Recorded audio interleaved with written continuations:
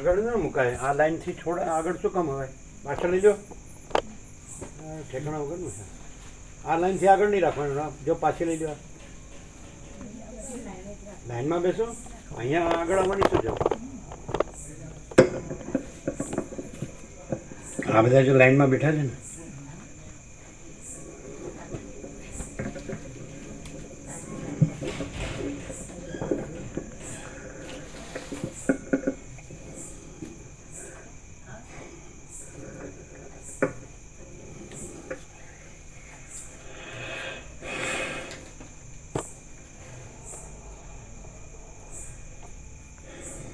परम चिदाकाश, परम ज्योति, अखंड ज्योति, अनंत, पूर्ण, परम चिदाकाश, परम शांति, स्वयं सिद्ध, स्वयं प्रकाश, स्वयं पूर्ण, स्वस्वरूप, यही सब कुछ है, इसके सिवा कुछ नहीं है। शून्यभास, अनंत कोटि, महाकल्पो है ही नहीं। वशिष्ठराम स्थिति प्रकरण राउंड 38मो राउंड। अवाज कम है।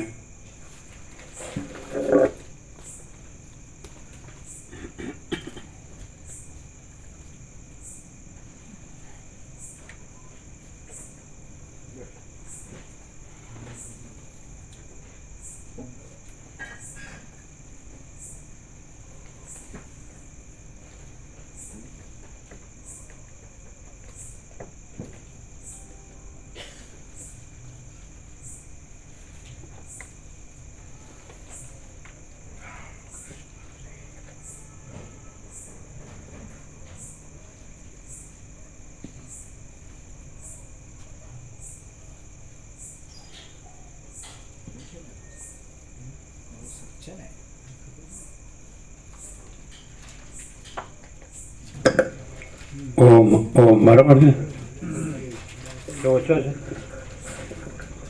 ओम बराबर है, सब फिट किया क्या? ओम ओम ओम ओम ओम कम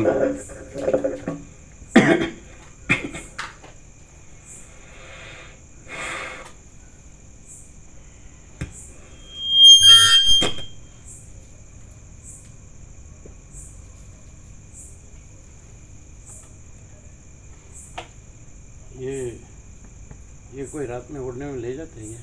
नहीं नहीं ये तो रखते हैं, यहीं पर ही रखते हैं।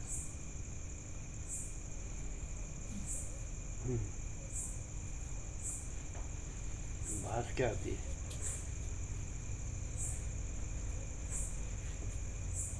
देख लेना इधर।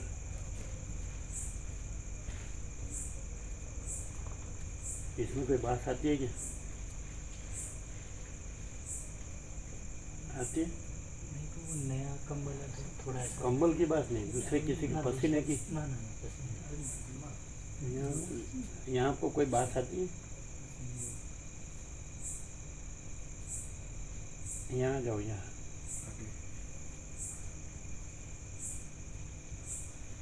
हाँ यहाँ है, नहीं, यहाँ है। वो क्या है? कोई डर्टी हो गया नहीं? ऐसा है? समझ आते? कोई डर्टी हो गया। समझ में आता है? हाँ सब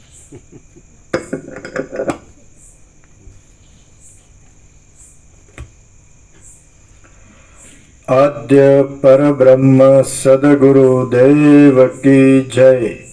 ओम श्री परमात्मने नमः। सद्ग्रंथोમાં શિરોમણી શ્રી યોગ વાસિષ્ઠ મહારામાયણ ચતુર્થ પ્રકરણ સ્થિતિ પ્રકરણ પેજ 516 સર્ગ 48મો દાશુર આખ્યાન। અગ્નિએ દાશુરને વરદાન આપ્યું। कपूर रख देते हैं सर, हाँ कपूर ला हाँ।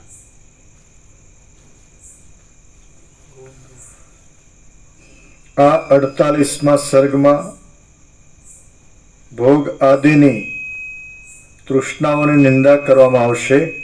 દાશુરની ઉત્પત્તિ કહેવાશે અને તે દાશુરને પ્રસન્ન થયેલા અગ્નિદેવની પાસેથી વરદાન મળ્યાનું કહેવાશે। हाँ चलो। વશિષ્ઠ બોલ્યા, હે રામ, પોતાને તથા બીજાઓને પણ ઠગનારા પામર લોકો અનેક પ્રકારના કર્મો કર્યા કરે છે। ભોગોની તથા ઐશ્વર્યની તૃષ્ણાને પરવશ થયેલા હોય છે અને સત્ય વસ્તુને જાણવાની અપેક્ષા જ રાખતા નથી। તેથી તેઓ સત્યને જાણી શકતા નથી। જેઓ બુદ્ધિનો પાર પામેલા હોય છે અને જીતેન્દ્રિય હોય છે તેઓ જગતની માયાને તુચ્છ ગણીને પરમ તત્વને હસ્ત આમલકની પેઠે જુએ છે। જેમ સર્પ કાંચળીને તજી દે છે તેમ વિચારવાળો જીવ જગતની માયાને તુચ્છ જોઈને મમતાને તથા અહંતાને તજી દે છે। હે રામ, અહંતા તથા મમતાને તજી દઈને આસક્તિથી રહિત થયેલો જીવ લાંબા કાળ સુધી વ્યવહારોમાં રહે તો પણ અગ્નિથી શેકાયેલા બીજની જેમ તે પુનર્જન્મ પામતો નથી। આ શરીર આદિઓથી તથા વ્યાધિઓથી ઘેરાયેલું રહે છે અને આવતીકાલ સુધી કે આજે પણ તેના જીવવાનો વિશ્વાસ નથી।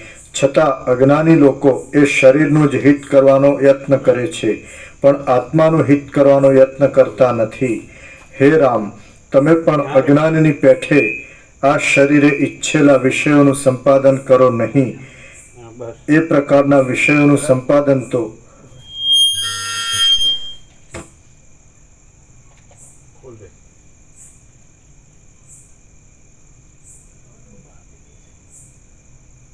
અહીંયા રાખો ને, અહીંયા એ નહીં, એ કોથળી। ચાલો વાંચો। હે રામ, તમે પણ અજ્ઞાનીની પેઠે આ શરીરે ઈચ્છેલા વિષયોનું સંપાદન કરો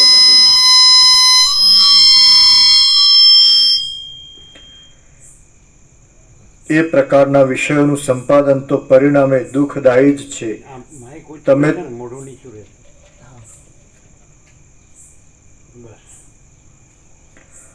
તમે તો કેવળ આત્મામાં જ નિષ્ઠા રાખો। ફરીથી હે રામ, તમે પણ અજ્ઞાનીની પેઠે આ શરીરે ઈચ્છેલા વિષયોનું સંપાદન કરો નહીં। ઉપરથી લ્યો, બુદ્ધિશાળીથી લ્યો, બુદ્ધિશાળી। નહીં તો પહેલેથી લ્યો તો ચાલે। વશિષ્ઠ બોલ્યા, હે રામ, પોતાના તથા બીજાઓને પણ ઠગનારા પામર લોકો અનેક પ્રકારના કર્મો કર્યા કરે છે ભોગોની તથા ઐશ્વર્યોની તૃષ્ણાને પરવશ થયેલા હોય છે અને સત્ય વસ્તુને જાણવાની અપેક્ષા જ રાખતા નથી. તેથી તેઓ સત્યને જાણી શકતા નથી. જેઓ બુદ્ધિનો પાર પામેલા હોય છે અને જીતેન્દ્રિય હોય છે તેઓ જગતની માયાને તુચ્છ ગણીને પરમ તત્વને હસ્ત આમલકની પેઠે જુએ છે. જેમ સર્પ કાંચળીને તજી દે છે તેમ વિચારવાળો જીવ જગતની માયાને તુચ્છ જોઈને મમતાને તથા અહંતાને તજી દે છે. હે રામ, અહંતા તથા મમતાને તજી દઈને આસક્તિથી રહિત થયેલો જીવ લાંબા કાળ સુધી વ્યવહારોમાં રહે તો પણ અગ્નિથી શેકાયેલા બીજની જેમ તે પુનર્જન્મ પામતો નથી. આ શરીર આદિઓથી તથા વ્યાધિઓથી ઘેરાયેલું રહે છે અને આવતીકાલ સુધી કે આજે પણ તેના જીવવાનો વિશ્વાસ નથી. છતાં અજ્ઞાની લોકો એ શરીરનો જ હિત કરવાનો યત્ન કરે છે પણ આત્માનું હિત કરવાનો યત્ન કરતા નથી. હે રામ, તમે પણ અજ્ઞાનીની પેઠે આ શરીરે ઈચ્છેલા વિષયોનું સંપાદન કરો નહીં. એ પ્રકારના વિષયોનું સંપાદન તો પરિણામે દુઃખદાયી જ છે. તમે તો કેવળ આત્મામાં જ નિષ્ઠા રાખો. રામ બોલ્યા, હે પ્રભુ, આપ કહી ગયા કે આ સંસારરૂપી ચક્ર દાસુર નામના બ્રાહ્મણે કહેલી આખ્યાયિકાની જેમ કલ્પનાથી રચાયેલા આકારવાળું છે અને વસ્તુ વગરનું છે. તો તે દાસુરે કઈ આખ્યાયિકા કહી હતી એ આપ મને કહો. વશિષ્ઠ બોલ્યા, હે રામ, જગતના મિથ્યાપણાના એક ઉદાહરણ રૂપે હું હવે દાસુરે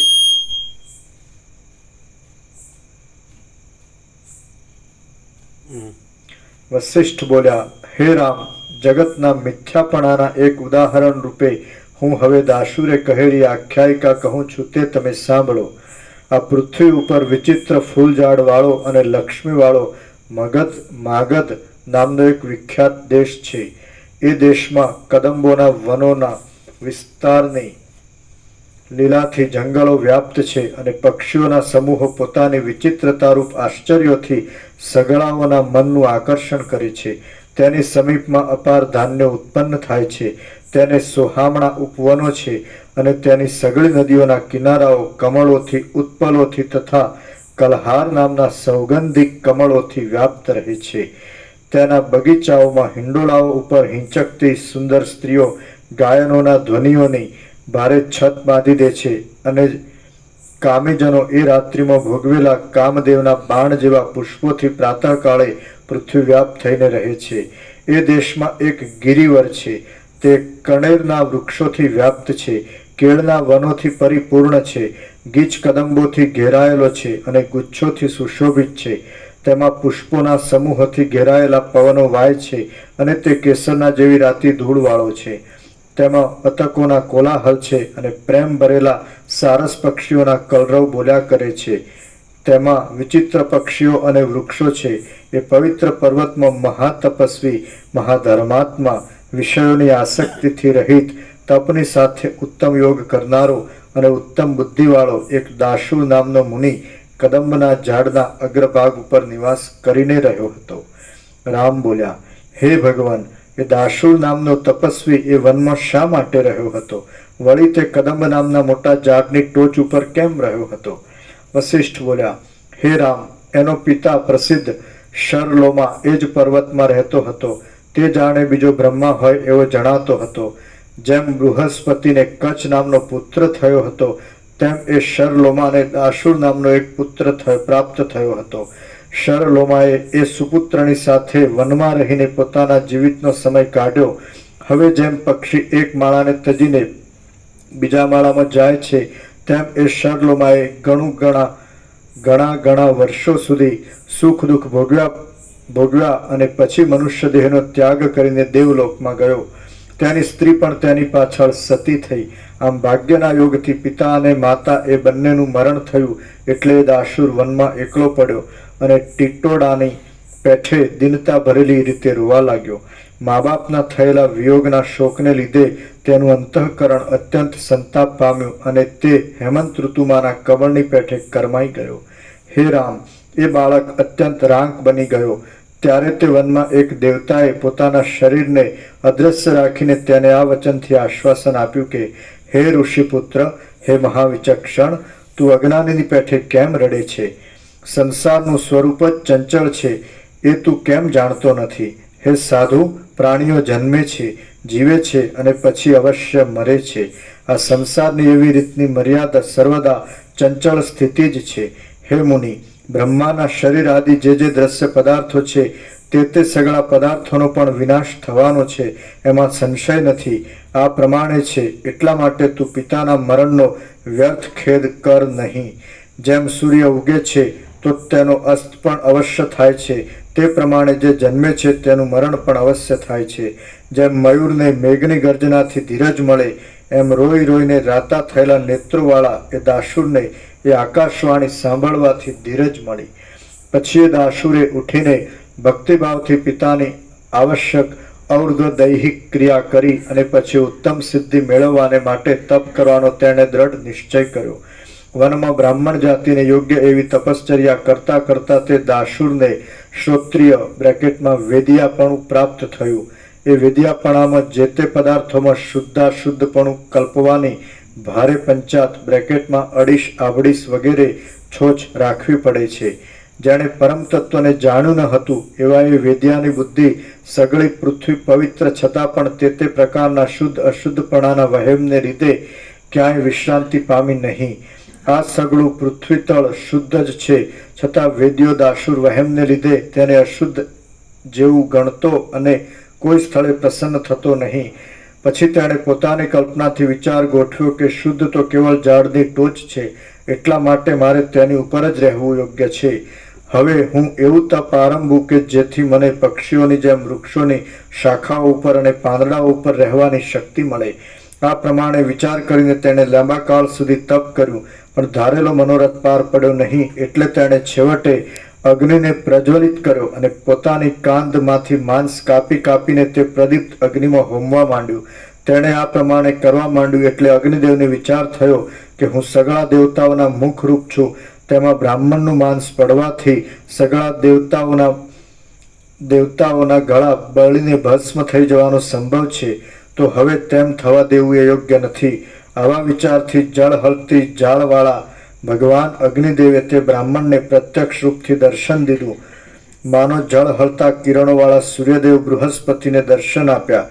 આમ દર્શન આપીને તેમણે કહ્યું કે હે ધીર, હે બાળક, જેમ માણસ ભંડારમાંથી પોતે રાખેલા મણીને લઈ લે છે, તેમ તું મારી પાસેથી જે જોઈતું હોય તે વરદાન માગી લે. અગ્નિદેવ આ પ્રમાણે બોલ્યા એટલે દાસુર બ્રાહ્મણે સુંદર અર્ઘ્ય પુષ્પોથી તથા સ્તુતિ વાક્યોથી તેમનું પૂજન કર્યું અને પછી માંગ્યું કે હે ભગવાન, આ સગળી પૃથ્વી શુદ્રોથી, ચાંડાળોથી, કૂતરાઓથી તથા બિલાડા આદિ પ્રાણીઓથી ભરપૂર છે, તેથી મને તેમાં ક્યાંય રહેવાનું પવિત્ર સ્થળ મળતું નથી. માટે મને વૃક્ષોની ઉપર સ્થિતિ કરવાની શક્તિ આપો. આ પ્રમાણે મુનિપુત્ર દાસુરે વિનંતી કરી એટલે સર્વ દેવતાઓના મુખરૂપ એવા મહાસમર્થ અગ્નિદેવ તથાસ્તુ કહીને અંતર્હિત થઈ ગયા. આમ સંધ્યાકાળના કમળ જેવા રાતા અગ્નિદેવ ક્ષણ માત્રમાં અંતર્ધાન થઈ ગયા અને સિદ્ધ થયેલા મનોરથવાળો એ દાસુર પૂનમના ચંદ્રની જેમ શોભવા લાગ્યો. સંતોષ પામેલો એ દાસુર ઈચ્છિત વરદાન મળવાને લીધે અત્યંત વૃદ્ધિ પામેલી અને સ્વચ્છંદ મંદ હાસ્યથી શોભતી મુખમંડળની કાંતિથી સગળી કથાઓવાળા ચંદ્રને તથા પ્રફુલ્લિત થયેલા કમળને પણ હસવા લાગ્યો. અર્થાત તેના મુખની શોભા પૂર્ણચંદ્રની શોભાથી તથા પ્રફુલ્લિત કમળની શોભાથી પણ અધિક થઈ ગઈ. શ્રી યોગ વાસિષ્ઠ મહારામાયણમાં સ્થિતિ પ્રકરણનો દાસુર વર પ્રદાન વર્ણન નામનો સર્ગ 48મો સમાપ્ત. સર્ગ 49મો કદંબ વૃક્ષનું વર્ણન. આ 49મા સર્ગમાં શાખાઓ આદિથી અત્યંત શોભી રહેલા એક કદંબનું અનેક અલંકારો આપીને વર્ણન કરવામાં આવશે. વસિષ્ઠ બોલ્યા, હે રામ, પછી દાસુરે એક કદંબ જોયો. તે કદંબ વનની મધ્યમાં ઉગ્યો હતો. તે વાદળાના મંડળને ચુંબન કરતો ઊભો હતો અને તેના શાખા સમૂહમાં જાણે મધ્યાહન કાળે સૂર્યના થાકેલા ઘોડાઓ વિસામો લેતા હતા. નીચે ટાંચ છે. આ સર્ગમાં 34 શ્લોક છે, જેમાં દાસુરે કદમ વૃક્ષ જોયું એવું એક જ વાક્ય છે અને એનું ક્રિયાપદ છેલ્લા 34મા શ્લોકમાં છે. તેથી શ્લોકના અંકો છેવટે જ ભેગા મૂકવા જોઈએ, પરંતુ વાચક વર્ગને અગવડ પડે નહીં એ હેતુથી અંકો છૂટક મૂકેલા છે. જાણે મધ્યાહન કાળે સૂર્યના થાકેલા ઘોડાઓ વિસામો લેતા હતા, એ કદંબ જાણે લાંબી લાંબી શાખાઓ રૂપી હાથોથી દિશાઓના મધ્યમાં વિસ્તીર્ણ ચંદરવો બાંધ્યો હોય એવો જણાતો હતો. પ્રફુલ્લિત થયેલા પુષ્પોરૂપી નેત્રોથી તે જાણે દિશાઓને જોતો હતો એવો જણાતો હતો. વાયુએ રજ વગરના કરેલા ઘણા ઘણા ભમરાઓ તેના ઉપર ફરતા હતા, તેથી તે જાણે કાળા કેશવાળો હોય એવો જણાતો હતો. હાલતા પાંદડા રૂપી હસ્તોથી તે જાણે દિશાઓ રૂપી પોતાની સ્ત્રીઓના મુખને લૂછતો હોય એવો જણાતો હતો. તેના રાતા પલ્લવો દાંતની પંક્તિ જેવી લાગતી અનેક લતાઓની સ્વચ્છ મંજરીઓના પુંજોથી શોભી રહ્યા હતા. આથી તે જાણે પાન ચાવવાથી રાતા થયેલા હોઠોથી વનની પંક્તિઓ રૂપી સ્ત્રીઓની સામે મંદ હાસ્ય કરતો હોય એવો જણાતો હતો. ચારે બાજુ લતાઓની ઉપર પડેલા પુષ્પોના કેસરાઓ પરાગોને લીધે તેની ચારે બાજુ મંડળ બંધાઈ ગયું હતું. આથી તે જાણે ઉદયના સમયમાં કિરણોના મંડળો વાળો પૂનમનો ચંદ્ર હોય એવો લાગતો હતો. એની શાખાઓની પંક્તિઓના પલ્લવોની કુંજોમાં ચકોર પક્ષીઓ શબ્દ કરતા હતા અને એ શાખા પંક્તિઓથી તે ઢંકાઈ ગયો હતો. આથી તે જાણે વેદ આદિકનું અધ્યયન કરનારા સિદ્ધ લોકોના નિવાસોથી પ્રાપ્ત થયેલા ઊંચો સત્યલોક હોય એવો જણાતો હતો. તેની મોટી મોટી શાખાઓના પીઠો ઉપર મયુરો બેઠા હતા અને તેમના વિચિત્ર લાંબા પીંછો લટકી રહ્યા હતા. આથી તે જાણે વાદળાઓની નીચે ખેંચાયેલા ઇન્દ્રધનુષ્યોની પંક્તિઓ વાળું આકાશ હોય એવો શોભતો હતો. તેની ધરતી પર ઝૂકી રહેલી ડાળના પલ્લવોમાં ચામર નામના ધોળા હરણા ભરાઈ બેઠા હતા. તે હરણા અડધા દેખાતા ન હોતા અને વળી દેખાઈને વારંવાર અદ્રશ્ય થઈ જતા હતા.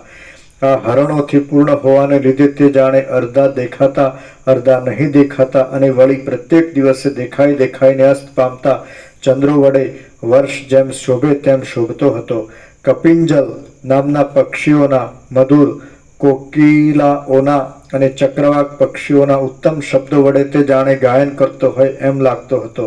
હંસોના સમૂહો શાખાઓની ઉપર કરેલા માળાઓમાં વિનોદ કરતા હતા. તેથી તે જાણે ઊંચે જુદા જુદા નિવાસોમાં રહેલા સિદ્ધ લોકોથી ઘેરાયેલું બ્રહ્માંડ હોય એવો લાગતો હતો. કુંપળિયા રૂપી ચંચળ હસ્તોવાળી અને ભ્રમરો રૂપી નેત્રોવાળી પુષ્પોની મંજરીઓ રૂપ અપ્સરાઓથી તે જાણે સ્વર્ગલોક હોય તેવો દેખાતો હતો. પોતાના શ્યામ પત્રોથી, પિંગળા પુષ્પોથી અને બીજી લતાઓના પુષ્પોના જુદા જુદા રંગવાળા પરાગોથી તે જાણે વીજળીઓ વાળો અને ઇન્દ્રધનુષ્ય વાળો મેઘ હોય એવો લાગતો હતો. તેને શાખાઓ રૂપી હજારો ભુજાઓ હતી. તે આકાશને પણ અવકાશ વગરનું કરતો હતો અને તેણે ચંદ્ર તથા સૂર્યને પણ પોતાના કુંડળ રૂપ કર્યા હતા. આથી તે જાણે વિશ્વરૂપ ધારણ કરી નાચવા ઉભેલા નારાયણ હોય એવો લાગતો હતો. નીચેના ભાગમાં મોટા સર્પો હોવાથી અને ઉપરના ભાગમાં તારાઓ સરખા લતાઓના અસંખ્યાત પુષ્પો હોવાથી તે જાણે બીજું નીચે નાગલોક વાળું અને ઉપર તારા મંડળ વાળું ભૂગોળથી સંયુક્ત ખગોળ હોય એવો લાગતો હતો. પોતાની આસપાસ પર્વતના સગળા વનો હોવાને લીધે તે જાણે પ્રજાઓથી વીંટાયેલો બ્રહ્મા હોય એવો જણાતો હતો. પૃથ્વી ઉપર ફળોનો, પલ્લવોનો તથા પુષ્પોનો જાણે તે એક મોટો ભંડાર હોય એવો જણાતો હતો. તેની અપાર કળીઓ પુષ્પોના પરાગોથી ઢંકાઈ ગઈ હતી. આથી તે જાણે સૂર્યના કિરણોથી ઢંકાયેલા તારાઓના સમૂહવાળું આકાશ હોય એવો લાગતો હતો. તેની મોટી મોટી ડાળો ઉપર ઘણા માળાઓમાં ચપળ પક્ષીઓ બેઠા હતા. એથી તે જાણે અનેક માણસોથી વ્યાપ્ત થયેલા દેશોવાળું ભૂતળ હોય એવો લાગતો હતો. તે જાણે સર્વ વન દેવીઓનું ઉત્તમ અંતઃપુર હતો. તે અંતઃપુરમાં મંજરીઓ રૂપી સુંદર પતાકા હતી. લતાઓના મંડળો રૂપી શણગાર હતો. પુષ્પોરૂપી કળી ચૂનાનો લેપ હતો અને પુષ્પોના સમૂહોથી તે ભરપૂર હતો. ચકોર, ભ્રમર, પોપટ તથા કોયલ વગેરેના કોમળ શબ્દોથી તે મનોહર લાગતો હતો અને મોટા મોટા છિદ્રોરૂપી ગોખોમાં ગીચોગીચ ગુચ્છોથી ઢંકાયેલો હતો. તે ઉત્તમ પક્ષીઓના સંચારવાળો હતો અને તે સેવન કરનારા લોકોની આવજાવાળો હતો. એ કદંબમાં ભ્રમરોના શબ્દોવાળી પુષ્પોના કેસરાઓની પંક્તિઓ ચારે બાજુથી પડતી હતી. આથી તે જાણે તરંગોના શબ્દોવાળી અને ચારે બાજુથી ધોધરૂપે પડતી નદીઓવાળો પર્વત હોય એવો જણાતો હતો. મંદ વાયુથી ચલાયમાન થતા દિવસે દિવસે ખીલતા અને જથ્થાબંધ એવા પુષ્પોથી તેમજ પત્રોથી વીંટાયેલી શાખાઓવાળો હોવાને લીધે તે ધોળા વાદળાઓથી વીંટાયેલા શિખરોવાળા પહાડ જેવો લાગતો હતો. ઊંચાઈને લીધે હાથીઓના ગંડસ સ્થળોથી ઘસાયેલા ઊભા ગોઠણની પેઠે અક્કડ રહેનારા પાટલાની પેઠે પ્રસરેલા અને મોટા વિસ્તારવાળા બોથાને લીધે તે નીચેના ભાગમાં વૃક્ષોના વૃંદવાળા મોટા પર્વતો જેવો લાગતો હતો. વિચિત્ર વર્ણોવાળી, પાંખોવાળી અને મોટી શાખાઓની કોટરોમાં રહેનારા પક્ષીઓના સમૂહથી વીંટાયેલો હોવાને લીધે તે પાર્ષદોથી વીંટાયેલા વિષ્ણુ જેવો લાગતો હતો.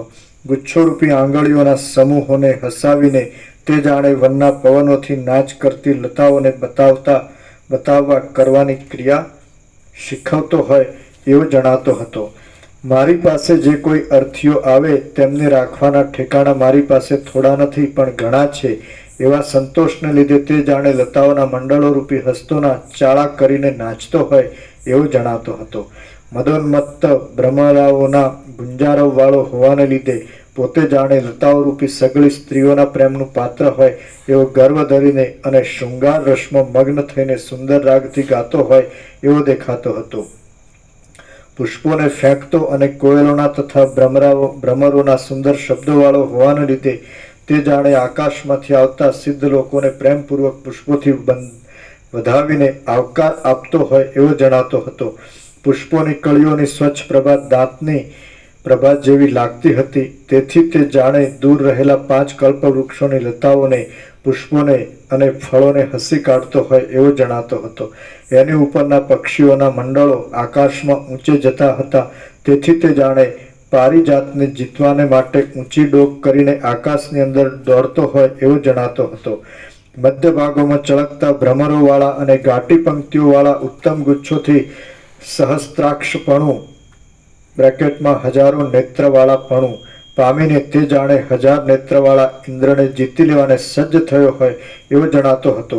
કોઈ સ્થળમાં નાગલોકોની ફેણો ઉપરના સ્વચ્છ મણિઓના જેવા દેખાતા પુષ્પોના ગુચ્છોથી વ્યાપ્ત હોવાને લીધે તે જાણે આકાશને જોવા સારું પાતાળમાંથી શેષનાગ નીકળ્યો હોય એવો દેખાતો હતો.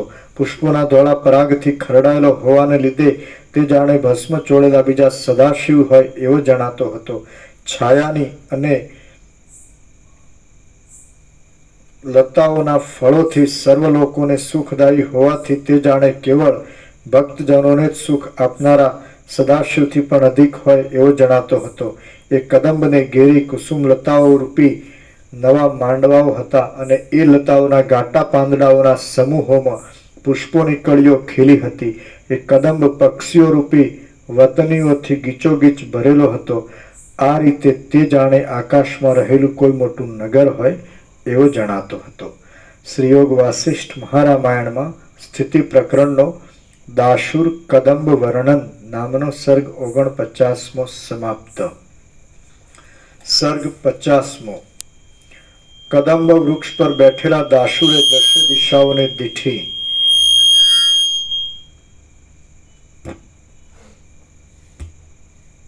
આ ભૂખ અડે છે? ભૂખ ના, પાઇપને ભૂખ અડતી રહે. નથી અડતી પ્રભુ, દૂર જ છે.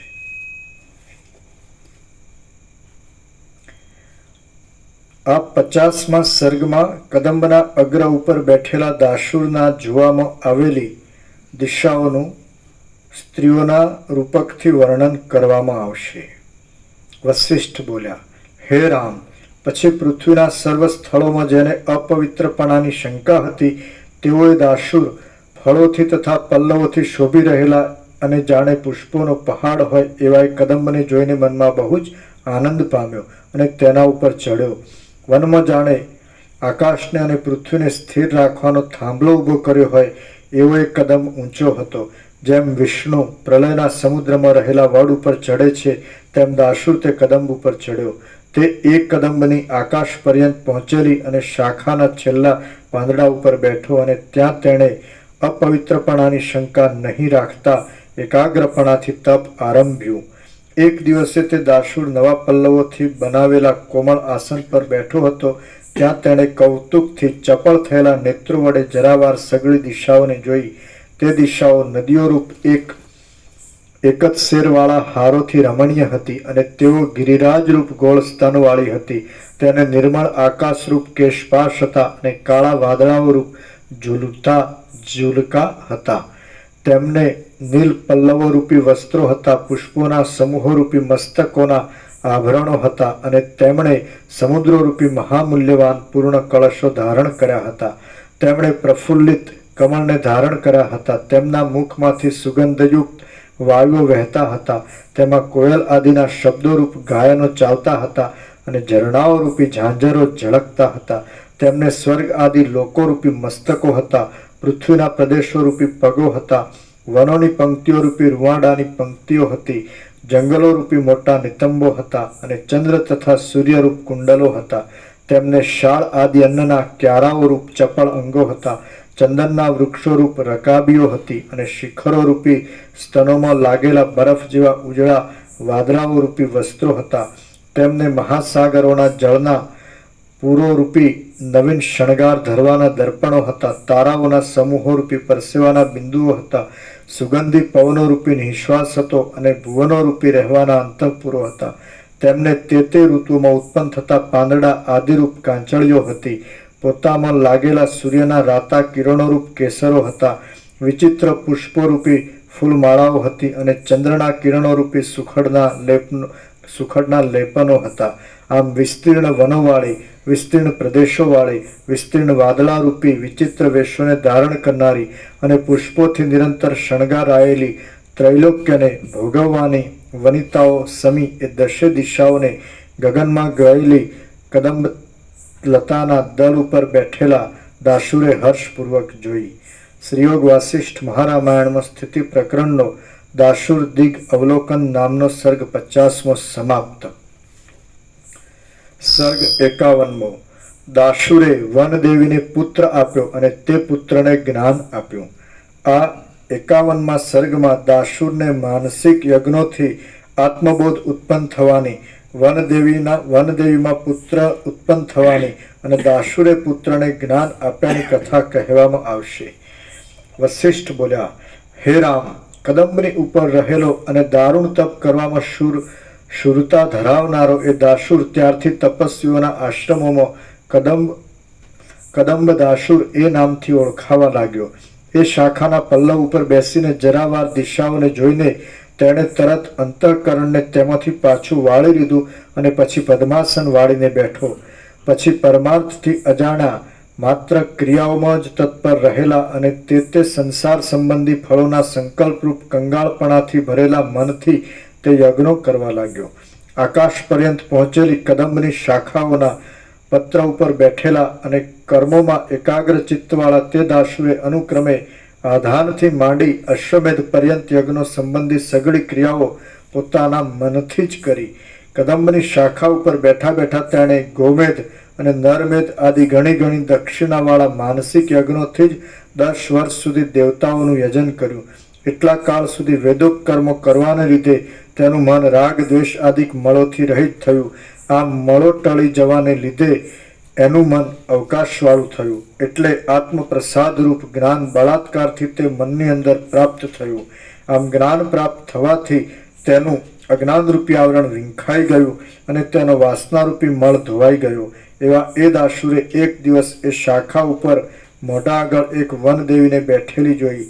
તે વિશાળ નેત્રોવાળી હતી, અત્યંત દીપ્તા પુષ્પોના વસ્ત્રોવાળી હતી, કામનાથી ભરેલી હતી, સુશોભિત મુખવાળી હતી અને મદથી ઘૂમતા નેત્રોવાળી હતી. તે નીલકમળના જેવી સુગંધવાળી હતી અને મનનું અત્યંત આકર્ષણ કરનારી હતી. નિર્દોષ અંગોવાળી, ઢાળેલા મુખવાળી અને કોયલો તથા કુસુમના સમૂહોથી લચી ગયેલી વનલતા સમાન તે વનદેવીને દાશુરે પૂછ્યું કે, હે કમલપત્ર સમાન નેત્રોવાળી, કાંતિની છટાને લીધે બીજાઓના મનમાં કામદેવને ઉત્પન્ન કરનારી તું કોણ છે? જેમ કોઈ સ્ત્રી સખીનો ટેકો લઈને બેસે તેમ તું આ પુષ્પવાળી લતાનો ટેકો લઈને શા માટે બેઠી છે? દાશુરે આ પ્રમાણે કહ્યું એટલે મૃગના બચ્ચાના સરખા નેત્રોવાળી અને પુષ્ટ ગૌર સ્તનોવાળી એ વનદેવીએ કોમળ વચનોથી મનનું આકર્ષણ કરનારું આ વચન કહ્યું કે, આ પૃથ્વી તળમાં જે મનોરથો અતિ દુર્લભ હોય છે તે મનોરથો પણ મહાત્મા પુરુષોની પ્રાર્થના કરવાથી તરત મળે છે. હે બ્રહ્મન, લતાઓથી વ્યાપ્ત રહેનારા અને તમારા કદંબે શોભાવેલા આ વનમાં હું લતાઓ રૂપી ક્રીડાના ઘરોની અંદર રહેનારી વનદેવી છું. ગયા ચૈત્ર માસના શુક્લ પક્ષની 13ને દિવસે કામદેવના આરાધન સંબંધી ગાયન તથા ભોજન આદિ કરવાનો ઉત્સવ હતો. તે પ્રસંગમાં નંદનવનની અંદર વનદેવીઓનો સમાજ એકઠો થયો હતો. હે નાથ, એ સગળી વનદેવીઓના સમાજમાં હું પણ ગઈ હતી. આ કામદેવના ઉત્સવમાં એ મારી સગળી સખીઓને મેં પુત્રોવાળી દીઠી અને હું એક જ વાંજણી છું. આમ મારા જાણવામાં આવ્યું, તેથી હું બહુ જ ખેદ પામી છું. સગળા મનોરથોના સમૂહને પૂર્ણ કરવામાં મોટા કલ્પવૃક્ષ સમાન આપ વિદ્યમાન છતાં હું વાંજણી રહીને અનાથની પેઠે શોક કરું એ યોગ્ય કહેવાય? હે ભગવાન, મને પુત્ર આપો. જો નહીં આપો તો વાંજણીપણાના દુઃખ સંબંધી બળતરાને શાંત કરવા સારું હું મારા દેહને અહીં અગ્નિમાં આહુતિરૂપ કરી દઉં છું. હે રામ, એ સુંદરીએ એ પ્રમાણે કહ્યું ત્યારે ધૈર્યથી ભ્રષ્ટ નહીં થયેલા પણ દયાથી ઘેરાયેલા એ મહાત્મા દાસુર મુનિ જરા હસ્યા. પછી પોતાના હાથમાં રહેલું ફૂલ તેને આપીને તેમણે કહ્યું કે હે સુંદરી, આ પુષ્પ લઈને તું જા. એથી જેમ ઉત્તમ લતા પુષ્પને જન્મ આપે છે તેમ તું એક મહિને ભ્રમર સરખા નેત્રોવાળા અને જગતમાં પૂજ્ય એવા એક સ્વરૂપવાન પુત્રને જન્મ આપીશ. પરંતુ તે કષ્ટ પામીને અને આત્મઘાતના સંકલ્પ ઉપર આવીને મારી પાસેથી પુત્ર માગ્યો છે. એટલા માટે એ પુત્ર બીજી વનદેવીઓના પુત્રોની જેમ વિષયોમાં લંપટ નહીં થાય પણ તત્વને જાણનારો થશે. એટલે હે રામ, એ સ્વરૂપવાળી વનદેવી પ્રસન્ન મુખમંડળવાળી થઈ અને હું તમારી અંગ સેવા કરીશ એમ પ્રાર્થના કરવાને ઉત્સુક થઈ.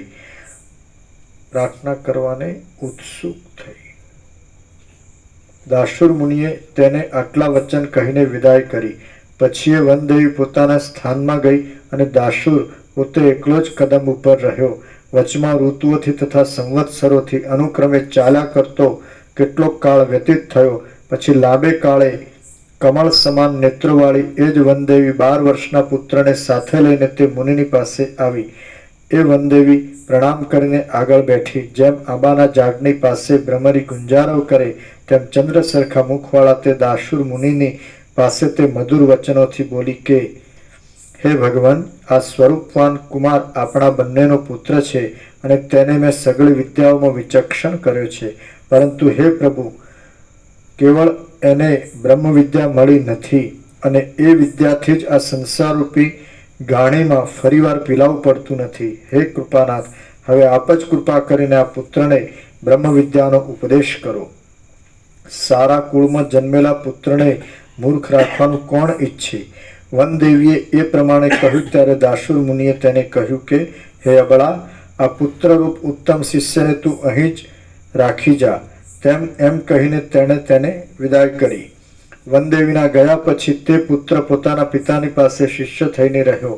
જેમ ધીમાન અરુણ સૂર્યની પાસે રહે છે તેમ તે ત્યાં સેવામાં પરાયણ થઈને રહ્યો.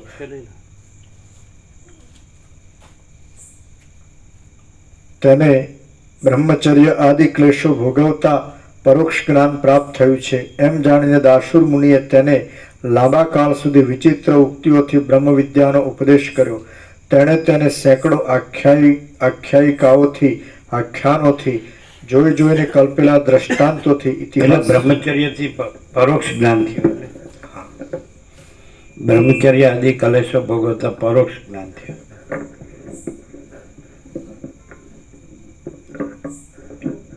એટલે બ્રહ્મચર્યમાં દારેશના, પત્રેશના, વિત્તેશના, લોકેશના ન હોય.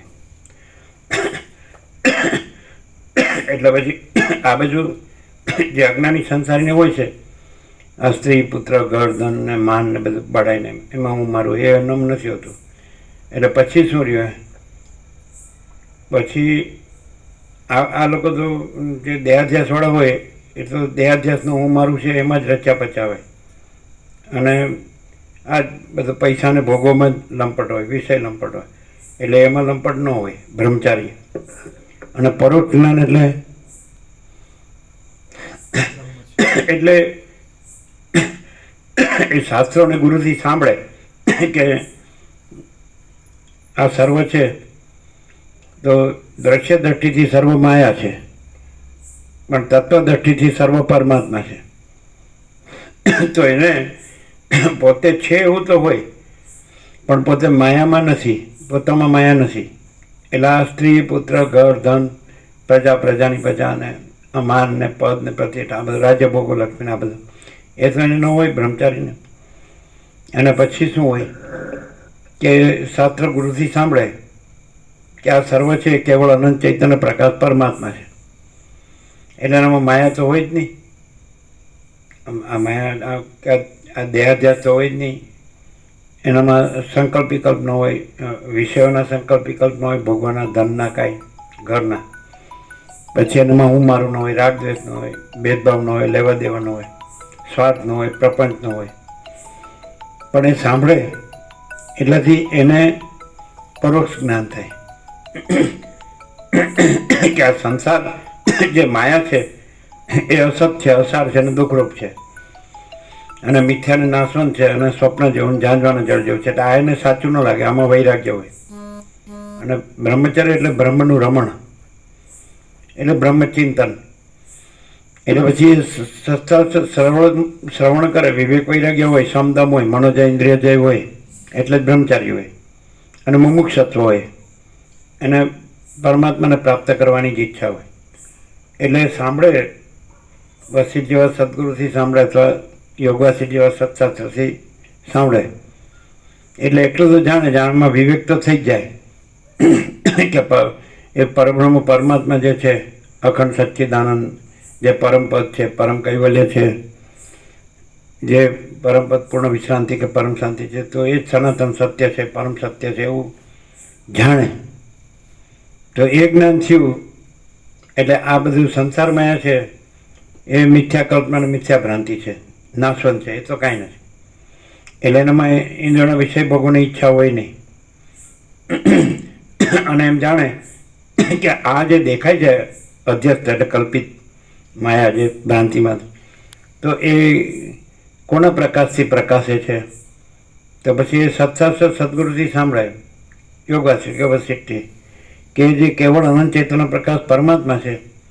તો એ પરમાત્માના પ્રકાશથી, જેમ સૂર્યના પ્રકાશથી આ ત્રૈલોક્ય પ્રકાશે છે, તેવી રીતે એ પરમાત્મા સૂર્યથી આ જગત, આ બધું હું ને આકાશાદી ભૂતો, હું તું તે, આ બધું હું તું જગત બધું ભાસે.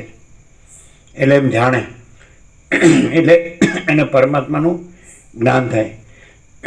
કેવું જ્ઞાન થાય કે પરમાત્મા છે અનંત ચૈતન્ય પ્રકાશ છે અને જગત છે એ સ્વપ્ન જેવું ને ઝાંઝવાના જળ જેવો આભાસ છે. એટલે એને પરમાત્માનું પરોક્ષ જ્ઞાન કહેવાય. એને પરમાત્મા એને શુદ્ધ અને સૂક્ષ્મ બુદ્ધિથી જાણ્યા, સત્શાસ્ત્ર સત્પુરુષથી સદગુરુથી જાણ્યા, તો એને પરોક્ષ જ્ઞાન કહેવાય. પણ એ શ્રવણ મનન કરતાં કરતાં એ અત્યંત સૂક્ષ્મ સંપૂર્ણ શુદ્ધ અવલોકન જ્ઞાન એટલે વધારે વસ્તીને પ્રકાશથી શ્રવણ કરતા જાય, એમ ડીપ ડીપ ડીપ એ ઊંડો ડૂબકી મારે.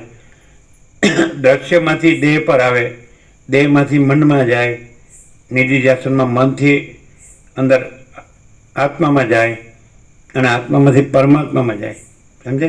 એનું ચૈતન્ય જેમ બહાર આવ્યું છે એ ચૈતન્ય પરમાત્મામાંથી આવ્યું. જેમ સૂર્યમાંથી કિરણ નીકળે અને પછી એ આ બધું એનાથી આ બધું જગત આભાસ ભાસે, પણ એ કિરણ પાછું જગત આભાસમાંથી સૂર્યનું કિરણ એટલે પરમાત્મા સૂર્ય અને એનું કિરણ એટલે એનું ચૈતન્ય પ્રકાશ જ્ઞાન, તો એ પાછું અંતર્મુખ થાય. જે બહિર્મુખ થાય એટલે જો એનામાં વિષયવાસ ન હોય તો એ જગત આભાસના ભ્રમમાં પડે, અને જો એના વૈરાગ્ય હોય, વિવેક વૈરાગ્ય હોય, સમદમ હોય, તો એમાંથી એ પાછો વળે, એ કિરણ પાછું વળે અને પાછું સૂર્યમાં સમાય.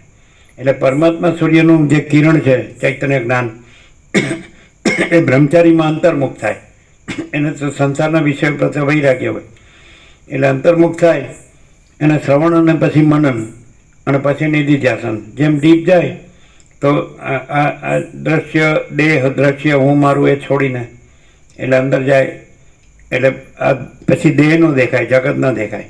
એટલે પછી મનમાં આવે, પછી અંદર જાય એટલે મન ન દેખાય. પછી સાક્ષી ચૈતન્ય આવે, તુર્ય આત્મા આવે.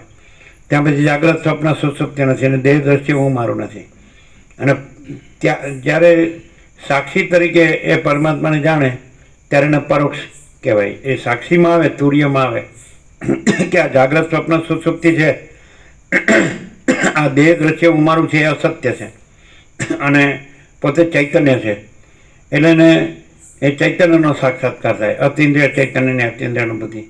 અને પછી એ એમ જાણે કે પરમાત્મા તો અનંત વ્યાપક ચૈતન્ય પ્રકાશ છે અને પોતેનો અંશ છે, એવી રીતે જાણે. જેમ મહાસાગરનો તરંગ, તો પરમાત્મા તો અનંત સંપૂર્ણ મહાચિદાકાશ મહાસાગર છે અને પોતેનો આ ચૈતન્ય આત્મા એનો તરંગ છે. તો એને પરમાત્માને પરોક્ષ જાણે કહેવાય અને એને સવિકલ્પ સમાધિ કહેવાય.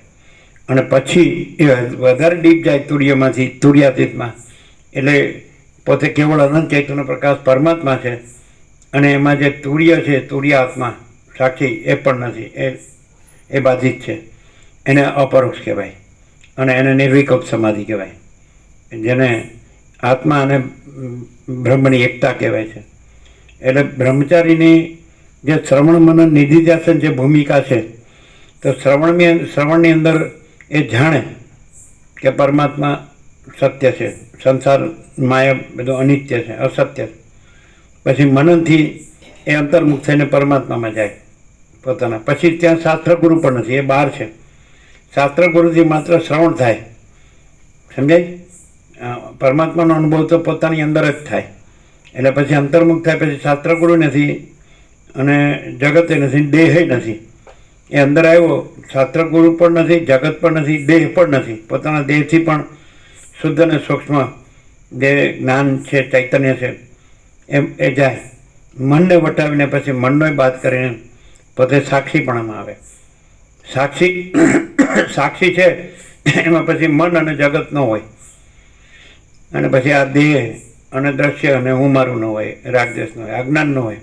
અને સાક્ષી છે એમાં જાગ્રત સ્વપ્ન સુષુપ્તિ ન હોય અને જગત ઉત્પત્તિ સ્થિતિ લય ન હોય.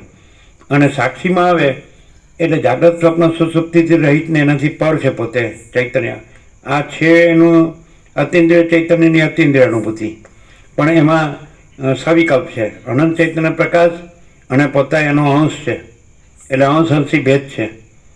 પરમાત્મા આત્મા પોતે છે અને પોતે દેહ નથી, મન નથી, જીવજગત નથી, આ બધો આભાસ નથી. અંતર્મુખ નિધિધ્યાસન એમાં બે થાય, સવિકલ્પ સમાધિ અને નિર્વિકલ્પ સમાધિ. સવિકલ્પની અંદર એને અતિન્દ્રિય ચૈતન્યની અતિન્દ્રિય અનુભૂતિ, એની અંદર એ જે પરમ કૃપાળુ પરમાત્માની અસીમ કૃપાથી એને એના જે ઈષ્ટ રૂપે જે માનતો હોય એનું દર્શનને સ્પર્શ થાય, એની કૃપા પ્રાપ્ત થાય. એટલે અનંત ચૈતન્ય અને સાક્ષી ચૈતન્ય, પરમાત્મા અનંત વ્યાપક ચૈતન્ય પ્રકાશ. અને એટલે મહાસાગર અને જે લહરનો આકાર છે તરંગનો, એ આકાર બાધિત થઈ જાય અને ત્યાં ભાગનું જળ છે, એ ભાગના જળ છે એને અનંત મહાસાગર છે, તો એનું દર્શન થાય. એ પરોક્ષ જ્ઞાન છે. હજી પોતે પરિચ્છિન્ન આકારમાં છે પણ છે ચૈતન્ય આકારમાં, ચૈતન્ય સ્વરૂપમાં. હવે જે માયાના પરિચ્છિન્ન આકારોથી એ મુક્ત છે, સમજાય છે કે નહીં? દેહ છે, દ્રશ્ય છે, મન છે, હું મારું છે, આ બધું જગત છે, એ આભાસના પરિચ્છિન્ન આકારોથી મુક્ત, પણ ચૈતન્યનો પરિચ્છિન્ન આકાર છે, એ સવિકલ્પ સમય. એટલે જે તરંગનું જળ છે, ભાગનું જળ છે, તો એ સાક્ષી, અને અનંત મહાસાગરનું જળ છે એ તુર્યાતીત. સમજાય?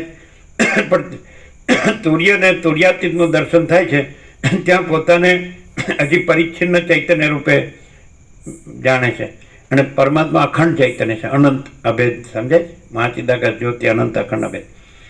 એના પછી નિર્વિકલ્પ સમાધિ ડીપ જાય તો પછી એની સાક્ષીપણાની પરિચ્છિન્નતા છે એ બાધિત થઈ જાય અને પછી એ અપરિચ્છિન્ન પરમાકાશ પરમચિદાકાશ રહે. એ નિધિધ્યાસન પછી સવિકલ્પ સમાધિ, પછી નિર્વિકલ્પ સમાધિ. ત્યાં આગળ સાક્ષી અને પરમાત્માની એકતા છે. એટલે પોતે પછી એ પોતે જ કેવળ અનંત ચૈતન્ય પ્રકાશ પરમાત્મા છે. એટલે આ ખાલી કલ્પના થઈ હતી, ભ્રમ થતો, અનુલોમ વિલોમ કે પોતે સાક્ષી થયો, પછી એની અંદર અવિદ્યા વાસનાનો સંકલ્પ થયો આ બધું કલ્પના, ભ્રમ માત્ર, કાંઈ નથી એવી. અને પછી એમાં આ હું આ છું ને આ જગત છે, દ્રષ્ટા દ્રશ્ય છે, એવો બધો ભ્રમ થયો, સ્વપ્ન જેવું જાણવા ચડ્યો. અને પછી એને પાછું હવે વિલોમ પાછો વળ્યો. પછી એને એ વૈરાગ્ય છે સંસાર પ્રત્યે કે આમાં કાંઈ સાર નથી. જેમ રામને થયું એ રામનું પહેલું વૈરાગ્ય અને બીજું મુમુક્ષુ. એટલે હવે મને મારું જે પરમાત્મા સ્વરૂપ છે, જે અનંત પ્રકાશ, અનંત આનંદ, અનંત શાંતિ, એ મારું જોવે છે પરમપદમાં પૂર્ણ વિચાર. એટલે આ છોડીને પછી આ સત્શાસ્ત્ર સદગુરુથી શ્રવણ પછી શ્રવણ પછી સત્શાસ્ત્ર સદગુરુ નથી, એ વાસના પણ નથી. મનન પછી મન પણ નથી. શ્રવણ પછી જગત દેહ ને જગત નથી. મનન પછી મન નથી. અને નિધિધ્યાસન પછી સાક્ષી નથી. અને પોતે જ પરમાત્મા છે. કેમ છે? એકદમ સાયન્ટિફિક છે. ક્લિયર? હવે આ વસ્તુ વેદાંત બ્રહ્માંડમાં મળે, શાસ્ત્ર ગુરુ મળે. જે બનાવટી ગુરુ હોય તો એ બાર ને બાર તમારી લઘુતા ગ્રંથિ ચાલુ રહે, એની ગુરુતા ગ્રંથિ ચાલુ રહે, તમારો જીવ ભાવ, દેહ ભાવ હવે ચાલુ. એટલે જે લોકો વેદાંત બ્રહ્માંડ શબ્દથી ને બુદ્ધિથી ભણે છે ને, એ લોકોની વાસના ચાલુ છે. એટલે એમાં બધું હોય, પાછું ભરેલું જ હોય. એ ગમે એટલું સાંભળે ને તો પ્રકાશથી ન સાંભળે, એની વાસનાથી જ સાંભળે. એને બધું ચાલુ જ હોય. સ્ત્રી ને પુત્ર ને ઘર ને ધન ને પ્રજાની પ્રોપર્ટી ને બધું હોય જ, મકાન દુકાન. સમજાય? માયા બધી. અને જેને વૈરાગ્ય હોય, રામને વૈરાગ્ય છે કે આ બધું આ મને કેમ દેખાય છે, આમાં મને કાંઈ સાર લાગતો નથી, આમાં મને કાંઈ જોતું નથી, મને મારા પરમપદમાં જ પૂર્ણ વિશ્રાંતિ જોઈએ. એટલે એને વસિષ્ઠ કે તને જે થયું છે સાચું જ, આ બધું કાંઈ નથી. પણ હવે તને જે દેખાય છે એટલો ભ્રમ છે, એ ભ્રમે તું મને જેમ સાંભળીશ એટલે ભ્રમ ટળી જશે. હું તને આ ભ્રમના જ દ્રષ્ટાંત આપીશ આમાંથી જ, કે કેવી રીતે આ મિથ્યા છે, ખોટું છે ને નાશવંત છે. એટલે વૈરાગ્ય હોય એટલે એકચ્યુઅલી આમાં રસ હોય જ નહીં વિષયોમાં, રાજ્ય ભોગો લક્ષ્મીમાં ન હોય. એમ કે માં દેહ પણ નથી, આ મન પણ નથી, અને આ માયા પણ નથી, મોહ પણ નથી, ભોગો પણ નથી, તૃષ્ણા પણ નથી, તો રાગદ્વેષ પણ નથી. આ બધું કાંઈ નથી. આખું આકાશથી પૃથ્વી આખું જગત કાંઈ નથી. એટલે પછી એમ કે કઈ વસિષ્ઠને વધારે એની પક્વતા કરે, પરિપક્વતા, કે કાંઈ કઈ રીતે ખોટું છે. પછી એને એમ કે હવે તું છે એ પોતાના ચૈતન્યને pure consciousness, infinite pure consciousness, એટલે વ્યાપક જે અનંત શુદ્ધ ચૈતન્ય, સ્વયં પ્રકાશને સ્વસમિધ્ય, એ તું તને જો. તું જે આ ભ્રમને જોવે છે એને બદલે તું જે ચૈતન્ય છો પોતે, સ્વયં પ્રકાશ સ્વસમિધ્ય, અને તું અનંત છે, તો તું આખો આકાશથી પૃથ્વીની રજ સુધી તું બધાનું સાક્ષી છે, એનો પ્રકાશનાર છે, સ્વયં પ્રકાશ છે. તું પોતાને જો. આંતરમુખ થઈને જ્યારે આત્મા પોતાને જુએ છે ત્યારે એ પોતાને એ અનંત સ્વયં પ્રકાશ શુદ્ધ ચૈતન્ય તરીકે અને સ્વસમિધ્ય પોતાથી અનુભવાય છે અને સહજ નિર્વિકલ્પ તરીકે જાણે છે. એટલે પછી એ સાક્ષી પોતે જે આકાશ જેવો અનંત શુદ્ધ ચૈતન્ય પ્રકાશ છે, એ ચિદાકાશ છે, અનંત શુદ્ધ ચિદાકાશ, પોતે અનંત શુદ્ધ ચિદાકાશ છે. અને પછી પોતામાં આખી દ્રશ્ય ભ્રાંતિ કાંઈ નથી. જેમ સ્વપ્નમાંથી જાગૃત થાય એટલે એ પોતે જાગૃત જ છે ને પછી સ્વપ્ન કાંઈ નથી, એવી રીતે પોતે પોતાના એ ઇન્ફાઇનાઇટ પ્યોર કોન્શિયસનેસ, અનંત શુદ્ધ ચૈતન્ય જે સ્વયં પ્રકાશ સ્વસમિધ્ય છે, એમાં જાગૃત થાય. એટલે પછી આખું પોતામાં દ્રશ્ય ભ્રાંતિ ન જણાય. સમજાય? જેમ આકાશ પોતાને જાણે તો પોતામાં આખો દ્રશ્ય પ્રપંચ છે એ ન જણાય. પોતામાં પોતે નિર્મળ અનંત અને સ્વચ્છ આકાશ જ છે એવું જણાય. આકાશ પોતામાં પોતાને જાણે તો પોતે નિરંજન, નિરાકાર, નિર્વિકાર છે, અને પોતામાં દ્રશ્ય પ્રપંચ કાંઈ નથી, આ સૃષ્ટિઓ કાંઈ નથી. આ બધું ફરે છે, અનંત બ્રહ્માંડો, અનંત સૂર્યો કે સૃષ્ટિ સ્થિતિ પ્રલય કે કલ્પો, એ પોતે એકદમ આનાથી શુદ્ધ સૂક્ષ્મ નિષ્ક્રિય નિર્લેપ છે. એમ પછી જે પોતે ચૈતન્ય છે એ અનંત શુદ્ધ ચૈતન્ય છે, સ્વયં પ્રકાશને સ્વસંવેદે છે, તો એ અનંત શુદ્ધ ચિદાકાશ છે, ચૈતન્ય પ્રકાશ રૂપી આકાશ છે. તો પછી એની અંદર આ આકાશ પણ નથી, અને આકાશમાં જે આ બધી સૃષ્ટિઓ છે એ પણ નથી. એ બાધિત, દ્રશ્ય બાધિત, આખો દ્રશ્ય પ્રપંચ બાધિત છે. અને બધો આખો અનંત શુદ્ધ ચૈતન્ય આકાશ રૂપ પ્રકાશ છે, ચૈતન્ય પ્રકાશ રૂપ આકાશ છે. ખ્યાલ આવે? ત્યાં એ બધે મહાચિદાકાશ સ્વસંવેદ્ય સહજ નિર્વિકલ્પ, એટલે પોતે પોતાથી અનુભવ એવું છે, અને સહજ પોતામાં પોતા વિના બીજું કાંઈ નથી, એ સહજ નિર્વિકલ્પ છે. પછી નિર્વિકલ્પ સમાધિ નથી. એ તો આ જે ભ્રમ થયો, દ્રશ્યનો ભ્રમ થયો, એ બાદ થયો એ સાપેક્ષ નિર્વિકલ્પ સમાધિ કીધી. સમાહિત થવું, સમાધિ એટલે ભ્રમ છે એ સમાઈ ગયો. જે મહાસાગરમાં ચલનનો ભ્રમ થયો એ માયા, અને તરંગનો ભ્રમ થયો તો એ બધું આ સંકલ્પને જીવ જગત, અવિદ્યા વાસના ચિત્ત અહમ જીવ જગત એ છે જ નહીં. તો એ ભ્રમ બાધિત થયો એ સાપેક્ષ એ સમાહિત થયો, તરંગ સમાઈ ગયો જળમાં, તો એ સમાધિ કહેવાય.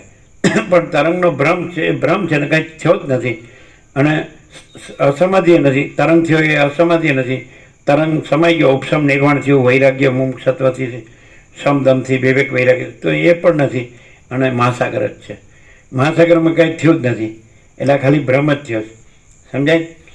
એટલે મહાચિદાકાશ જ્યોતિ, મહાચિદાકાશ સ્વસંવેદ્ય સહજ નિર્વિકલ્પ, અને મહાચિદાકાશ સ્વયં પ્રકાશ સંપૂર્ણ પ્રકાશ, અને મહાચિદાકાશ જ્યોતિ અનંત અખંડ અભેદ, અને મહાચિદાકાશ જ્યોતિ મહાતત્વ મહાસામાન્ય, અને મહાચિદાકાશ સબ કુછ है मैं कुछ नहीं है. मैं એટલે આખો દ્રશ્ય પ્રપંચ જે છે એને ટોટાલિટીમાં સમષ્ટિ મોટો જીવ કલ્પના ઈશ્વરમાં એને સમાવી દઈએ, ઓલ ઇન્ક્લુઝિવ.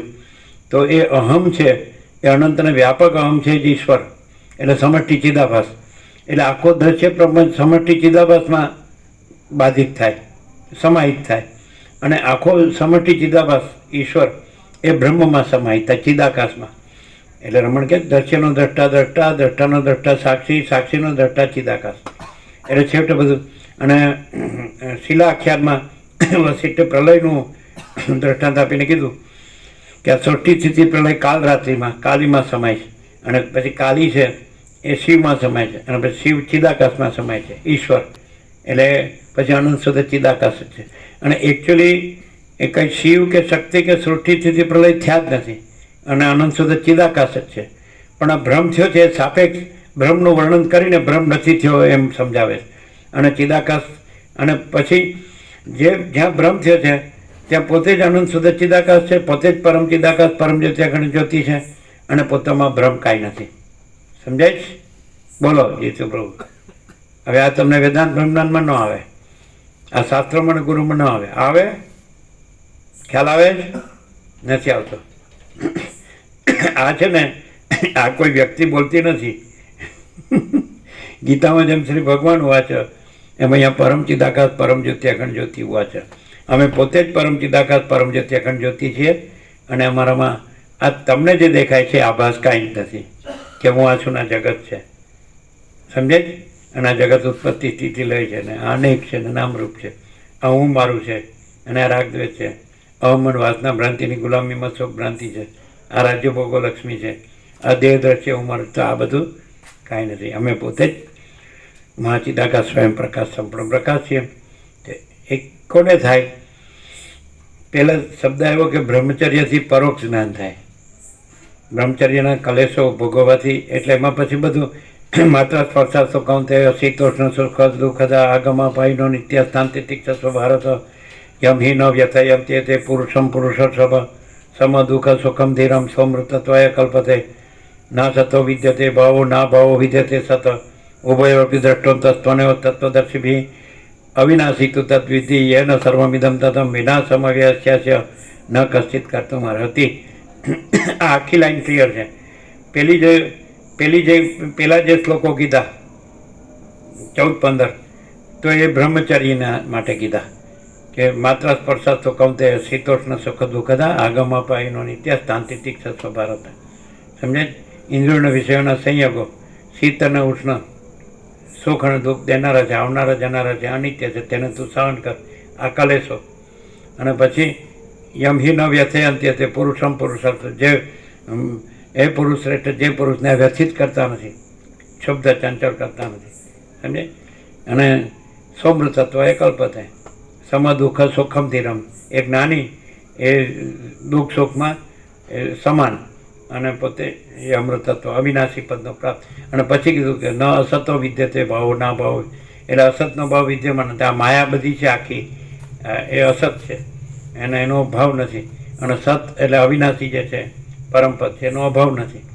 અને એવું તત્વદર્શીઓએ એ બંનેનો મર્મ જાણ્યો, અને પછી બતાડ્યું. પછી પરોક્ષ જ્ઞાન પછી અપરોક્ષ આવે, એટલે અવિનાશી તું તદ્વિધિ એના સર્વમિદમ તતમ વિનાશમાં વ્યસ્યા છે ન કશ્ચિત કરતો મારાથી. તો એને તું અવિનાશી જાણ, એટલે જે તારું પોતાનું એ સાચું સંપૂર્ણ ભ્રાંતિરહિત શુદ્ધ સ્વરૂપ છે, એ તું જ પરમ કૈવલ્ય છે, પરમ પદ છે અને પરમ પ્રકાશ છે અને પૂર્ણ વિશ્રાંતિ છે, પરમ શાંતિ છે. ખ્યાલ આવે છે?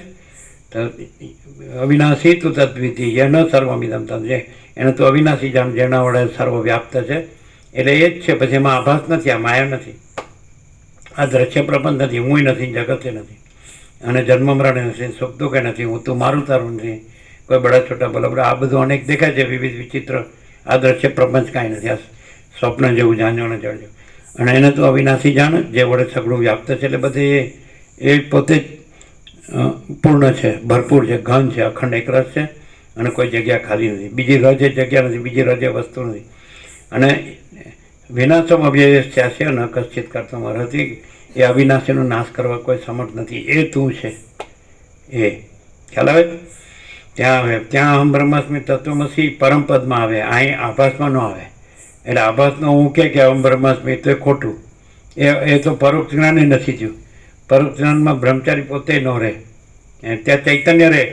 બ્રહ્મચારી ક્યાં આવે કે બધા દેહથી હોય ત્યાં સુધી બ્રહ્મચારી સંન્યાસી હોય, પણ જ્યારે અતિન્દ્રિય ચૈતન્યને અતિન્દ્રિય અનુભૂતિ થાય, એમાં સવિકલ્પ સમાધિ હોય, તો એ અનંત ચૈતન્ય પ્રકાશ, આકાશ જેવા આખા અનંત ચૈતન્ય પ્રકાશ પરમાત્મા છે, એનો સંપર્ક થાય, એનું દર્શન થાય, અનુભૂતિ થાય, એની કૃપાપાત્ર થાય, કૃપા અનુભવે. અને પછી વધારે ડીપ જાય તો એ ભેદ પડનાર નિર્વિકલ્પ, પછી એ પોતે જ કેવળ અનંત ચૈતન્ય પ્રકાશ પરમાત્મા છે. પછી પોતે આ પણ સાક્ષી પણ નથી, અને દેહ દ્રશ્ય હું મારું પણ નથી, જગત પણ નથી, બ્રહ્મચારી પણ નથી, અજ્ઞાન જ્ઞાન નથી, ને બંધ મોક્ષ નથી. આ બધું આ સાપેક્ષ ભ્રમ છે. આ બધું આખો અનુલોમ વિલોમ છે, સાપેક્ષ ભ્રમ છે. મહાસાગરમાં જળનું હાલવું દૂલવું, પછી મોજારૂપ થવું, અને પછી મોજારૂપે લય પામવું, પાછું મહાસાગર રૂપ જ રહેવું, તો આવું કાંઈ થતું જ નથી. હાલવું દૂલવું એ ભ્રમ છે, મોજાય ભ્રમ છે, અને મહાસાગર જ મહાસાગર છે. સમજાય? એટલે એ પરમ ચિદાકાશ પરમ જ્યોતિ અખંડ જ્યોતિ યહી સબ કુછ है, इसके सिवा कुछ नहीं. પણ હવે આ વાસના રાખીને સાંભળે તો એને ન થાય, પ્રકાશ ન થાય. અને જો એને વિવેક વૈરાગ્ય હોય કે આ બધું ખોટું છે, આ હું ખોટો છે ને આ જગત એ ખોટું છે, આ બધું કાંઈ નથી, આમાં કાંઈ સાર નથી, અસત અસરને દુઃખ છે, મિથ્યા નાશવંત છે, સ્વપ્ન જેવું ઝાંઝો અને જળ જેવું, જે સરસ્વતી લીલાને કીધું એ. અને પછી એ સાંભળે કે આ બધું પ્રકાશ છે, અનંત ચૈતન્ય પ્રકાશ અને અનંત ચૈતન્ય શાંતિ, એટલે પરબ્રહ્મ પરમાત્મા છે. આ બધું પરમ ચિદાકાશ પરમ જ્યોતિ અખંડ જ્યોતિ છે, મહાચિદાકાશ સ્વયં પ્રકાશ સંપૂર્ણ પ્રકાશ છે. તો એમ સાંભળે, વૈરાગ્ય મુમુક્ષત્વ રામના છે, એવી રીતે સાંભળે તો એને પરોક્ષ જ્ઞાન થાય. અને પછી પોતાની અંદર ડૂબકી મારે કે આ ચૈતન્ય જ્યાંથી આ માયા રૂપે ઉઠ્યું છે, એ માયાને સમાવી દઈને, સમજાય છે, એનો ઉપશમ નિર્વાણ. અને પછી એ અંદર પોતાના શુદ્ધ સ્વરૂપમાં સંપૂર્ણ ભ્રાંતિરહિત શુદ્ધ સ્વરૂપે રહે, તો ત્યાં આગળ પોતે જ પરમપદ છે, પોતે જ પૂર્ણ વિશ્રાંતિ છે, પોતે જ પરમ ચિદાકાશ પરમપદ પૂર્ણ વિશ્રાંતિ છે. ખ્યાલ આવે? હવે ગફરત ક્યાં થાય છે કે તમે આ બધું ચાલુ રાખો છો, માયા વાસના ભોગ વાસના ભ્રાંતિ મોહ બધું ચાલુ રાખો છો, અને શબ્દોથી બધું આ સાંભળો છો અને બોલો છો ખાલી, એટલે જ્ઞાન થતું નથી, પરોક્ષે ન થાય. માણસ વાસના રાખે તો પરોક્ષે, કારણ કે દેહાધ્યાસ છે, એટલે પોતે જ્યાં જોયો છે અંદરથી એનો વિદ્યાવસ્થાનો સંકલ્પ હોય, અને એને પૈસાને ભોગો સાચા લાગતા હોય, તો એ કાંઈ સાંભળતો જ નથી, એ જાણતો જ નથી. ખ્યાલ આવે છે કે નહીં? આ કાંઈ ન હોય અને પછી એ અંતર્મુખ થાય. અત્યારે તો બહિર્મુખ રહીને સાંભળે છે કે આ સ્ત્રી છે, આ પુત્ર છે, આ ઘર છે, આ ધન છે, આ પ્રોપર્ટી છે, આ પ્રજાની પ્રજા છે, આ બધું હું મારું છે. અંદર વિષય વાસના, અવમન વાસના, ભ્રાંતિની ગુલામીમાં સુખ ભ્રાંતિ હોય, રાજ્ય ભોગો લક્ષ્મીની ભ્રાંતિની લઘુતા ગ્રંથિ ભ્રાંતિ હોય, પછી ભૈત ભ્રાંતિની લઘુતા ગ્રંથિ ભ્રાંતિ હોય, હું આ દેહમાં અમુક જીવ છું, આ દેહમાં અમુક વ્યક્તિ છું, પુરુષ છું, સ્ત્રી છું, આ બધું હોય ને, તો આ સાંભળે તો પણ એને પ્રકાશ ન થાય. પ્રકાશ કોને થાય? જેનામાં આ આખી માયા, આખું દ્રશ્ય, આકાશથી પૃથ્વી, આ હું પણ અંદર આવી જાય, ઈશ્વર પણ અંદર આવી જાય. ઈશ્વરે માયાની કલ્પના છે, એટલે એના ઈશ્વરની શક્તિ પણ માયાની કલ્પના છે, અને એના સૃષ્ટિ સ્થિતિ પ્રલય પણ માયાની કલ્પના છે. એટલે અનંત આકાશ, અનંત સૂર્યો, અનંત બ્રહ્માંડો, અને અનંત નામરૂપ, અનંત વિવિધતા, વિચિત્રતા, ઉત્પત્તિ, સ્થિતિ, લય, જન્મ, જીવન, મરણ, સુખ દુઃખ, આ બધું માયા છે. અને આ બધું કાંઈ નથી. આ વસિષ્ઠને પ્રકાશથી સાંભળવાથી ખબર પડે, પણ વાસના રાખે તો ખબર ન પડે. એટલે કાંતિ પ્રભુ કહેતા કે એ જાણતા है फिर भी नहीं जानता है. क्यों नहीं जानता है? क्योंकि वासना रखता है. એટલે વૈરાગ્ય સૌથી મોટો મિત્ર છે અને વાસના સૌથી મોટી શત્રુ. પછી ગમે એટલો પછી એક જ્ઞાન ધ્યાનનો ડોળ કરે પણ એ દમ મિથ્યાચાર અને પાખંડ જ છે. અને જન્મ વાસનાનો તેને જ્ઞાન ધ્યાનના ડોળની જરૂર નથી કે હું સાધક છું કે સિદ્ધ છું કે હું સાધન કરું છું, ભજન કરું છું, તપસ્યા, આ બધું દમની જરૂર નથી. એ તો ઉઘાડી આંખે સર્વત્ર પરમાત્મા, જે તત્વતા જીવનમુક્ત હોય તે ઉઘાડી આંખે સર્વત્ર પરમાત્માનું દર્શન કરે છે. કારણ કે એને બીજું હુંય નથી, જગત નથી. પછી એનું જે ચૈતન્ય છે તો અનંત ચૈતન્ય સિવાય બીજું ચૈતન્ય નથી. એટલે પોતે જ અનંત ચૈતન્ય છે, ઇન્ફાઇનાઇટ પ્યોર કોન્શિયસનેસ, અનંત શુદ્ધ ચૈતન્ય.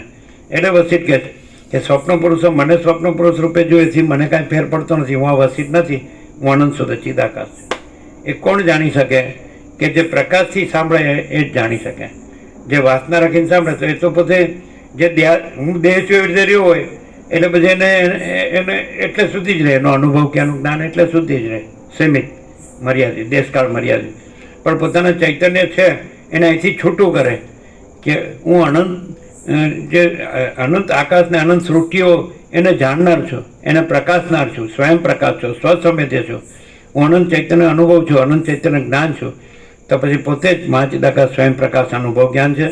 અને स्वयं प्रकाश को शब्द ज्ञान की अपेक्षा नहीं. અને પોતે જ મહાચિદાકાશ પરમ કૈવલ્ય પરમ શાંતિ છે. અને પોતે જ મહાચિદાકાશ સબ કુછ है, मैं कुछ नहीं है. આ મેં પોતે નથી પણ પોતે જ મહાચિદાકાશ સબ કુછ है. પોતે જ મહાચિદાકાશ સબ કુછ है. પણ પોતે જ આ દેહ હું છું, એ અહમ, એ મેં કુછ નહીં है. એમ ભાગત્યાગ લક્ષણો થાય. હવે આ મેં હું અને પછી મેં બ્રહ્મ હું ને પરમાત્મા હું, તો ખોટું પડે. આ મેં નથી, સાચો હું છે, ખોટો હું નથી.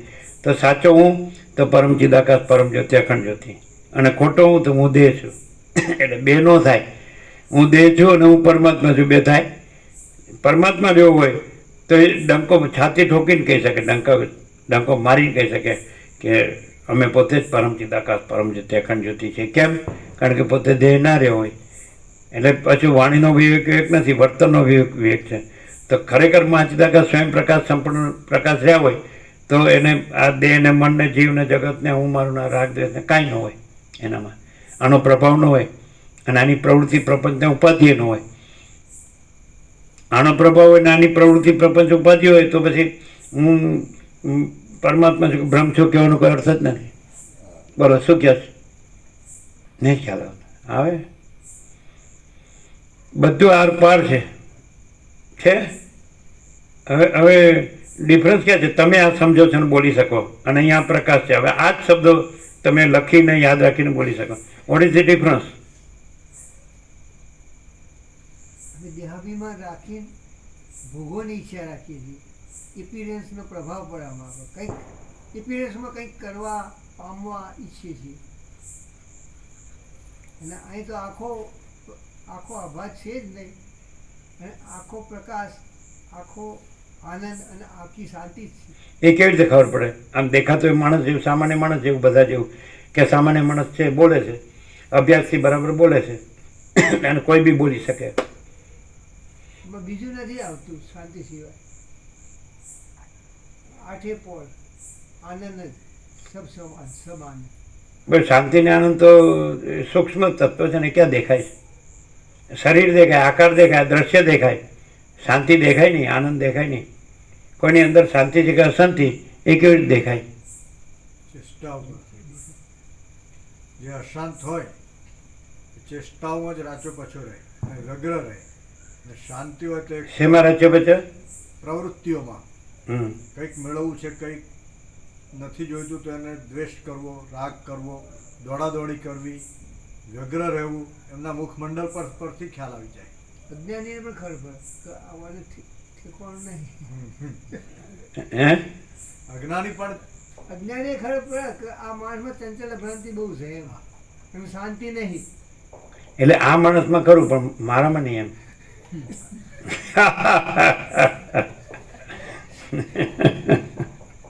અમારી બાડી એવું કે બધું છે તો પણ આમ શાંતિ નહીં એવું કે કોણ કે?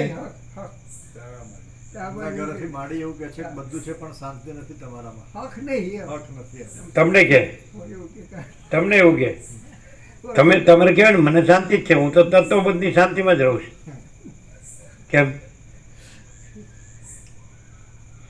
એવું ક્યારે કે ખબર છે? જો આપણામાં રામ જેવો પૂર્ણ વૈરાગ્ય હોય અને વશિષ્ઠ જેવું પૂર્ણ આત્મજ્ઞાન હોય અને સદાશિવ જેવો પરમાકાશ હોય ને પરમ શાંતિ હોય તો ન કે બધું ન જ કે ને. સમજાય? એમ છે. જો આપણામાં અમણ વાસના ભ્રાંતિની ગુલામીમાં સુખ ભ્રાંતિ ન હોય, આપણામાં રાજ્ય ભોગો લક્ષ્મીની ભ્રાંતિની લઘુતા ગ્રંથિ ભ્રાંતિ ન હોય, આપણામાં દ્વૈત ભ્રાંતિની લઘુતા ગ્રંથિ ભ્રાંતિ ન હોય, હું આ દેહમાં અમુક જીવ છું, આ દેહમાં વ્યક્તિ છું અને અમે પોતે જ પરમ ચિદાકાશ પરમ જ્યોતિ અખંડ જ્યોતિ છીએ, અમે પોતે જ અનંત પ્રકાશ અનંત આનંદ અનંત શાંતિ છે એવા જ્યાં હોઈએ તો ન કહી શકો બાપની તાકાત નથી, બ્રહ્માના બાપની તાકાત નથી, કારણ કે એ પણ સંકલ્પ કલ્પના જ છે, ઈશ્વર પણ માયાની કલ્પના છે. શું કહેવાય? સમષ્ટિ સાક્ષી નથી ને વ્યષ્ટિ સાક્ષી નથી, સમષ્ટિ વ્યષ્ટિ સાક્ષી પણ નથી. એટલે બ્રહ્મ ઈશ્વર હિરણ્યગર્ભ વિરાટ પણ નથી અને આત્મા જીવ મન દેહ પણ નથી. અને આ જે કાંઈ આભાસ દેખાય છે આખો